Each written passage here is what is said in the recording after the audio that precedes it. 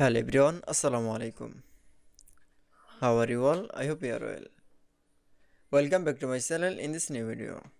Today's video, how to insert dotted border in Microsoft Word document. So let's started. At first, open your Word document file.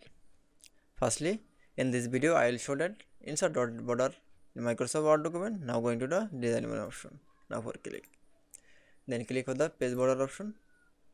Now click on the page border.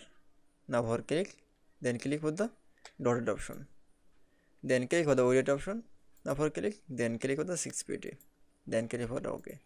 That's it. Then again apply the same process. Now click for the design menu option, then click for the page border option. Now click for the dotted border, then click for the widget option, then click for 6pt.